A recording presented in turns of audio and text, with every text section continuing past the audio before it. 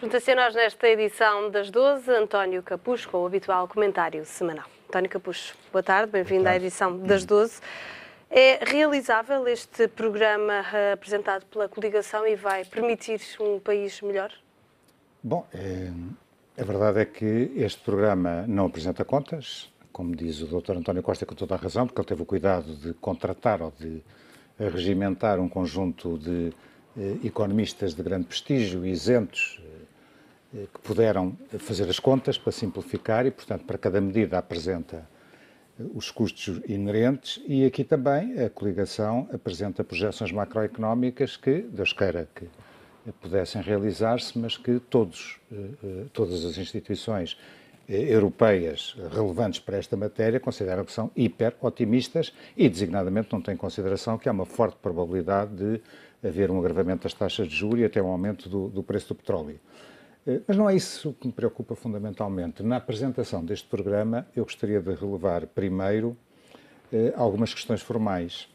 Bom, desde logo, recordar e salientar um aspecto que a comunicação social não terá notado, a não ser eventualmente o observador, é que aqueles que são supostos defender o programa do PSD, no caso da maioria ganhar as eleições, o que eu não desejo nem espero, foram eleitos num Conselho Nacional do PSD ilegalmente, por unanimidade, à maneira da Coreia do Norte e dos partidos comunistas, e de braço no ar. O que é verdadeiramente escandaloso e contrário não apenas à tradição, como aos mais elementares princípios da transparência e da democraticidade interna dos partidos, mas contrário aos estatutos do próprio PSD. É uma violação grave. Por outro lado, como disse um jornalista do Público, Nuno Sá Lourenço, aquilo foi muito pouco programa e muito medo. Ou seja, esta maioria dissertou na apresentação de um programa que, aliás, é muito mais do CDS que do PSD. Depois poderei dar alguns exemplos concretos. É um programa que não tem rigorosamente nada a ver com a matriz social-democrata do PSD. A intenção foi, ou está a ser, e prevejo que a campanha eleitoral vá redundar nessa componente, e na análise do governo anterior e não deste, mas vá centrar-se muito nesta componente de meter medo aos portugueses. Se não votam em nós, isto vai ser uma desgraça completa. Medo no voto socialista também. Exatamente, dizendo que se não votam em nós e votam no voto socialista, isto vai descambar completamente. E entram até no ridículo quando, por exemplo, dizem que se votarem em nós as análises promovidas pelos... Enfim, o rating da República vai necessariamente subir. Se não votarem em nós, isto vai ainda descer mais. Ora, é bom lembrar que o nosso rating é de lixo e, portanto, eu julgo que, sinceramente, isto é ultrapassar todos os limites do razoável em termos de meter medo. Toda a fraseologia de Paulo Portas e de Passos Coelho foi no sentido de conduzir o início de uma campanha eleitoral, através da apresentação do programa, não tanto pelo conteúdo do programa, mas mais por meter medo. E voltar ao passado, esquecendo, ou fazendo, ou pretendendo fazer esquecer, de que o que está em jogo, ou que está a ser julgado, não é o governo de José Sócrates, que eu, aliás, critiquei tão asperamente como critico este, com toda a minha liberdade, e que, de facto, governou muito mal, e que não é para esquecer, mas já foi julgado, e o Partido Socialista derrotado nas urnas, quando o que está a ser verdadeiramente julgado é o que este governo fez durante estes 4 anos. E até mais do que isso. O que prometeu e não cumpriu.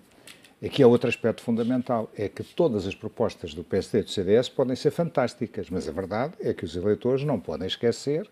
Mas são fantásticas estas propostas? Não, claro que não são fantásticas e, como já lhe disse, não tem nada a ver com a matriz social-democrática. Embora haja uma outra proposta que eu alinho inteiramente e sou capaz de as elencar. Mas no seu conjunto, de facto, considero-as muito má. Depois é esta questão da credibilidade, ou seja, basta ir à internet e há no YouTube vários resumos sobre as promessas incumpridas do Pedro Passos Coelho e declarações que ele fez. Uma delas, aliás, tem a ver com o facto de ele agora se desculpar que quando encontrou o país as contas não estavam certas, não sei o quê, não conhecia a situação, quando há declarações dele próprio a dizer, eu vou citar, espero como futuro Primeiro-Ministro nunca dizer ao país ingenuamente que não conhecemos a situação. Nós temos a noção de como as coisas estão. Aliás, o próprio Catroga, o Dr. Eduardo Catroga, ao gerir e dirigir as negociações, elogiou o programa que estava a fazer e conhecia perfeitamente a situação em que o país estava. Portanto, há outra nota aqui a colocar em cima da mesa, que eu não esqueço, é que credibilidade é que o Governo tem, face aos incumprimentos reiterados ao longo destes 4 anos, para este tipo de promessas. Depois, fundamentalmente, de facto, assenta na promessa de desenvolvimento social, um Governo que destruiu, ou quase destruiu, o Estado Social ao longo de 4 anos, agora vem-nos dizer que isso era de antes, agora vai ser ótimo porque vamos... Passos Coelho disse em entrevista a um canal televisivo que este Executivo salvou o Estado Social. Não, isso evidentemente é a opinião dele, mas não é a opinião daqueles que sofreram os cortes nas pensões, os cortes nos vencimentos, os cortes nas prestações sociais, o desastre na educação e os problemas na saúde. Mas esta vai ser a tónica do discurso de campanha. Vai ser a tónica, evidentemente, porque eles sabem que é a parte mais frágil de quem aprecia este governo. Tem a noção exata do que este governo fez para destruir o Estado Social e, portanto, ele vai ter que dizer, bom, isso foi necessário nos últimos 4 anos, mas agora vai ser ótimo. E, de facto, a tónica é o desenvolvimento social, é a expressão que eles utilizam. Agora, eu acho é que este desenvolvimento social, eu julgo que me caiu o microfone, não caiu. Está tudo ok. Eu julgo que este desenvolvimento social é à custa do Estado Social. E aqui é a primeira grande crítica que eu faço, como social-democrata designadamente, é que tudo aponta para, ao nível dos 3 grandes pilares do Estado Social. A segurança social, a saúde e a educação, o objetivo seja, a pouco e pouco, caminhar para o que eles chamam livre escolha, mas que pode conduzir, inexoravelmente poderá conduzir à privatização e, consequentemente, à destruição do Estado Social, ou pelo menos ao enfraquecimento do Estado Social como nós o gizamos. E, portanto, sinceramente, este programa pode ter um ou outro afloramento interessante, mas no seu conjunto deixa-me bastante pessimista. No que toca a propostas concretas, aquilo que tem sido apontado como a maior diferença entre o programa da coligação e o programa do Partido Socialista tem sido, nomeadamente, a questão da segurança social. Aí as propostas são mais concretas na coligação? Podem ser concretas. Mais uma vez, não sabemos exatamente como é que eles vão realizar, mas são perigosas, nomeadamente o plafonamento. Nós sabemos que isso é uma machadada monumental na sustentabilidade da segurança social e que, se a curto prazo pode resultar ou pode ter alguns resultados, a longo prazo vai atirar a segurança social para um poço e um beco sem saída. De resto, eu tenho para mim, e é a parte em que sou mais otimista que a generalidade dos observadores, que é uma área em que PSD e PS, por muitos apelos à maioria absoluta que possa cada um dos partidos fazer, sabemos que isso é muitíssimo pouco provável, vão ter mesmo que se entender, porventura com o patrocínio do Presidente da República que vier a ser eleito, ou se possível por iniciativa própria, vão ter que se entender sobre esta matéria, porque é a questão-chave para o futuro das gerações que aí vêm e para o futuro daqueles que já são pensionistas e que têm, ou que estão na expectativa de se reformarem, que têm a expectativa de ter um termo de vida minimamente confortável. Chamo também a atenção para outro facto que me preocupa grandemente.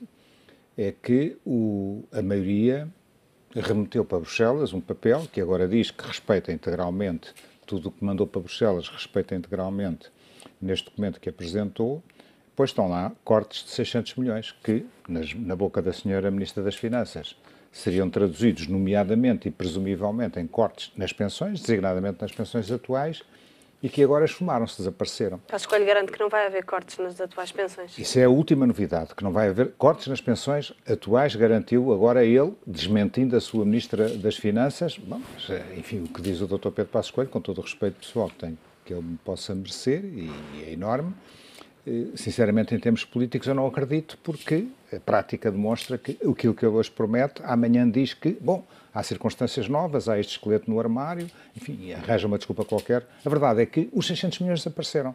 Então, se não cortam nas pensões, onde é que cortam? E isto é que me preocupa, isto é que deve preocupar, isto é que tem que ser esclarecido.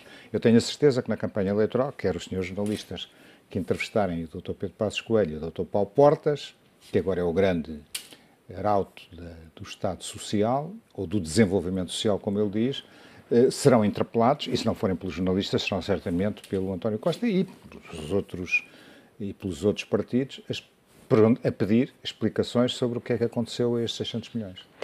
António Capucho, ontem saíram dados relativamente ao desemprego, dados que atualizam, nomeadamente, fazem aqui uma revisão relativamente ao mês anterior, em vez de uma queda, aliás, em vez de uma subida do desemprego no mês anterior, houve sim uma queda para os 12,4%, valor que se mantém no mês seguinte. Como é que vê estes 12,4%? Não deixa de ser um número curioso, porque é o número com que o Executivo começou este programa da Troika. Eu vou já ao desemprego, mas deixe-me, abusando da sua paciência e dos telespectadores, deixe-me só dar uma nota ainda sobre o programa, que para mim é extremamente importante, que tem a ver com a reforma do Estado, que é completamente abandonada aos interesses do CDS. Estamos refém do CDS, ou melhor, o PSD está refém do CDS. Mesmo questões que eram muito simbólicas, que vêm desde 1980, do programa de Francisco Sá Carneiro. Por exemplo, a redução do número de deputados para 180. A introdução de círculos uninominais que pudessem fazer aproximar os deputados dos eleitores e melhorar a qualidade média dos deputados, tudo isso cai num saco roto e não tem nenhuma proposta sobre a democratização de órgãos tão importantes como as CCDRs, que vão continuar a ser nomeadas pelo Governo, ou a democratização das áreas metropolitanas, ou a própria eleição das câmaras municipais e o reforço das assembleias. É completo omisso em relação a essa matéria. E vem com uma coisa extraordinária, que é o voto preferencial.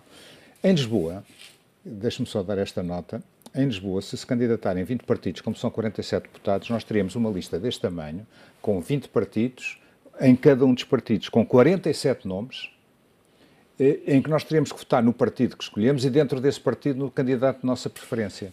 Imagine este lençol no boletim de voto. E imagine também o que será, num determinado partido, o candidato número 3 a fazer campanha contra o candidato número 5 e que, como tem mais dinheiro, mete cartazes não a favor do seu partido, mas a favor dele próprio. Isto é, de facto, uma coisa verdadeiramente trágica, como trágica é a maneira como os deputados foram eleitos em Conselho Nacional.